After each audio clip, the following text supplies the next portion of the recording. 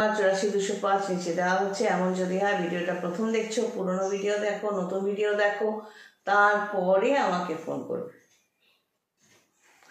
যাই হোক, তো আজকের ভিডিওর সাবজেক্টটাতে চলে আসি। সেটা হচ্ছে যে ধরো রাস্তার একটা কুকুর বা রাস্তার একটা ছাগল, কুকুর ছাগল ধরেই বলি। এবার তোমার মধ্যে মনুষ্যত্ব রয়েছে, বিবেক রয়েছে, ভদ্রতা রয়েছে, সভ্যতা রয়েছে। তুমি তোমার ক্যারেক্টার অনুযায়ী তাদের খেতে দিচ্ছ, খুব প্রাধান্য দিচ্ছ, আদর করছো। এই অতিরিক্ত প্রাধান্য যদি অনুপযুক্ত ব্যক্তি, যে যোগ্য নয়, সে যদি পেতে থাকে, তখন সেই কুকুরটা বা সেই ছাগলটা নিজেকে বাক্সিংহ মনে করে ফেলবে।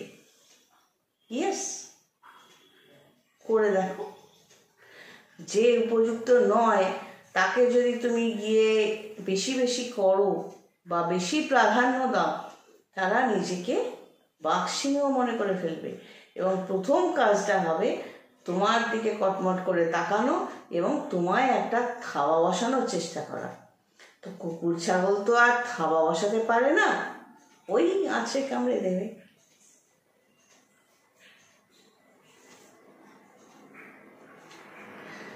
তো এক্ষেত্রে কি করণীয়?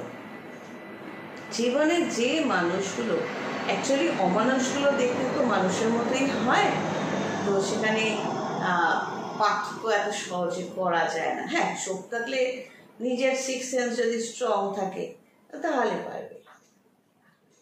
এবার অপশান কি? অপশান তো রকম। এক, ঘড়িটাকে ছেড়ে খেলো। তুমি জানো তুমি ভোকারটা করে দেওয়ার ক্ষমতা রাখো, তুমি আরামসে ভোকারটা করতে পারবে অপোজিট পার্টিকে। ঘড়ি ছেড়ে খেলো, ঠিক সময় টান মেরে কচাত করে কেটে দিয়ে বেরিয়ে যাও।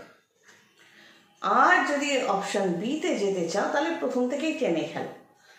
তো এই যে অপশান এ, অপশান বি, এই দুরকম ক্ষেত্রেই যেটা লাগবে এখানে চন্দ্র এবং বুধের স্ট্রেংথটা লাগবে। ছকে যদি চন্দ্র বা বুধের স্ট্রেংথ, চন্দ্র কিন্তু আবারও বলছি বৃশ্চিকে নিচস্থ, সেখানে চন্দ্রের পাওয়ার কিন্তু 0। তো চন্দ্র বা বুধের স্ট্রেংথ যদি 5th হাউসে ধরো থাকে, ধরো 10th হাউসে থাকে এখানে, তো চন্দ্র বা বুধের স্ট্রেংথ যদি তোমার ছকে ভালো থাকে, তো তোমাকে শেখাতে হবে না, তুমি আরামসে পারবে ক্যাচ ক্যাচ ক্যাচ ক্যাচ করে কেটে কেটে বেরিয়ে যাবে। তো অপশান এটা আমি নর্মালি ইউজ করি। আমি ঘড়ি ছেড়ে দিই, নিয়ে যা করবি কর, আমি ঠিক সময় কেটে বেরিয়ে যাব। তো এরকম অনেকে হয়েছে, অনেক কাছে চলে এসছে, আঁচাবে, কামড়াবে, কারণ অনেক কুকুর ছাগলকেই আমি অনেক বেশি প্রাধান্য দিয়েছি। উপযুক্ত নয়, এটা আমার ক্যারেক্টার। কেউ আমার সাথে বেইমানি করছে জেনেও আমি ইমানদারি করি, তারপরও এটা আমার কনফিডেন্স যে তারপরও আবার সে বেইমানি করবে, আবার সে অসভ্যতা করবে, মাথার উপর পা দিয়ে চলতে চেষ্টা করবে বা আঁচড়ে কামড়ে দেওয়ার চেষ্টা করবে, আমি আবার মারব।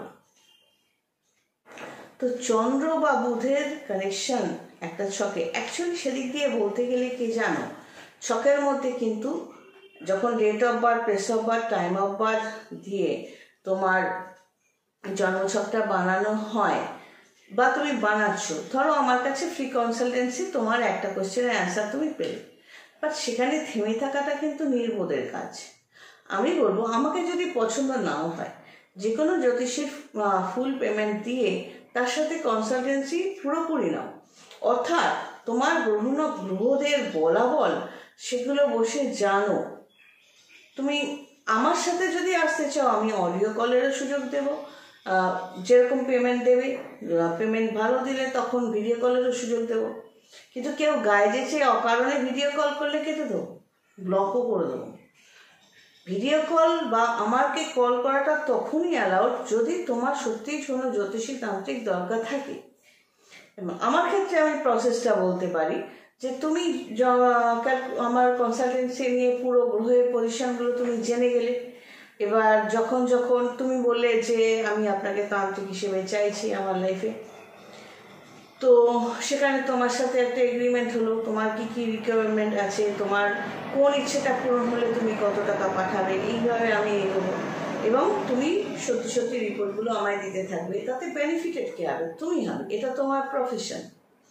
একজন জ্যোতিষী বা তান্ত্রিক ছাড়া যে অদ্ভুত সমস্যাগুলো জীবনে আসে সেগুলোকে সামাল দেওয়া কিন্তু চারটিখানি কথা নয়।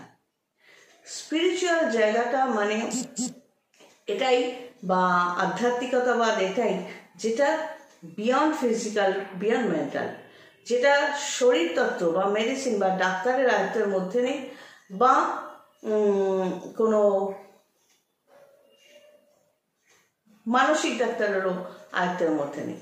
তোমাকে বুঝতে হবে গ্রহ নক্ষত্রের ফলাফল কিভাবে পাচ্ছ। তোমার ধরো একটা হওয়া কাজ অনেকদিন ধরে হচ্ছে না, এটা কোনো মেডিসিনের ডাক্তার বলতে পারবে না, কোনো ধর্মগুরু বলতে পারবে না। ধর্মগুরু হলে উনি কি বলবেন যে তোমার কর্মফল, আমিও তাই বলবো। কিন্তু তুমি যদি এর ভেতরে ঢুকতে চাও যে কোন গ্রহের জন্য আমার এই হওয়া কাজটা হচ্ছে না, কি করলে আমি এটাকে হওয়াতে পারবো, তখন জ্যোতিষী হিসেবে আমি তোমাকে জিনিসটা ডিটেলসে বলবো। এবং তান্ত্রিক হিসেবে তুমি যদি আমাকে হায়ার করো, তাহলে কিভাবে কিভাবে স্টেপ বাই স্টেপ তোমার সেই না হওয়া কাজটাকে হওয়ানো যায় সেই দিকে এগোবো। এবং অবশ্যই এগ্রিমেন্ট করে করে যে তোমার এই স্টেপটা পূরণ হলে তুমি এই টাকাটা পাঠাবে, এই স্টেপটা পূরণ হলে এই টাকাটা পাঠাবে। এবার কেউ যদি আমাকে বলো, মাঝখানে একজন ফোন করে বলছে मैं तो आपके वहाँ गया था, বাংলায় বলি, আমার ওখানে ও নাকি 1 মাস 2 মাস আগে আমার কাছে এসছে এবং কাজ হয়নি। বললাম কানের নিচে দেবো একটা ফাটিয়ে, হারামজাদা, আমি দেখাই করি না, বন্ধ করে দিয়েছি। সে কবে থেকে বন্ধ করেছি আমি ইচ্ছাকৃতভাবে বলি না। এগ্রিমেন্ট ছাড়া আমি কাজ করি না। তুই আমার সাথে দেখা করতে এসছিস, কোথায় এসছিস বল? তো বলতে পারছে না, তো ওইসব চালাকি আমার কাছে হবে না। এটা বুঝতে হবে। আমাকে যদি দরকার থাকে, তুমি যেখানে বসে আছো সেখানে বসেই তো অডিও কলে তুমি আমার ফ্রি কনসালটেন্সিও পেতে পারছো, অডিও কনসালটেন্সি পেতে পারছো, ভিডিও কনসালটেন্সি পেতে পারছো। এবং তান্ত্রিক হিসেবে কাজ করতে গেলে তোমাকে আমি ফোনে তোমায় গাইড করে দেবো, তুমি এটা এটা লেখো, এইভাবে সই করে আমাকে পাঠাও, আর এই টাকাটা পাঠাও, আমি তোমার কাজটা করে দেবো। আর কাজ হওয়ার পর যদি টাকা না দাও, তাহলে তোমার কপালে দুঃখ আছে। এটা ভুলে যাবে না যে আমি তান্ত্রিক। তো এখানে তোমার যদি মনের মধ্যে খচরামি না থেকে থাকে, তাহলে এই প্রসেসটাতে তোমার অসুবিধে কোথায়? কেন এই নেকু নেকু কোশ্চেন? আপনি দেখা করবেন না, আপনার সাথে কোথায় দেখা করবো? কেন? সামনে এসে বসে ঘ্যাজর ঘ্যাজর ভেজর ভেজর না করলেই নয়? তোমার যদি কাজটাই দরকার থাকে, ফোনে সার্ভিসটা পাচ্ছ, অসুবিধে কোথায়? না, ভেতরে বদমাইশি তাই। আগে তো প্রচুর কাস্টমার হ্যান্ডেল করেছি, আজকে থেকে নয়, বহু 17-18 বছরের পর এই লাইনে আছি। সামনে এসে কাস্টমাররা একটা পয়েন্ট নিয়ে আসবে, কথা বলবে, চলে যাবে, তা তো না। 1 ঘন্টা 1 ঘন্টা একটা ভিজিটে কাটিয়ে মাথা খারাপ করে দিয়ে যাওয়ার মতো অবস্থা করতো।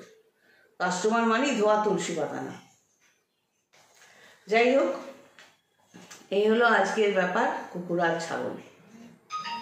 সবাই ভালো থেকো। God bless.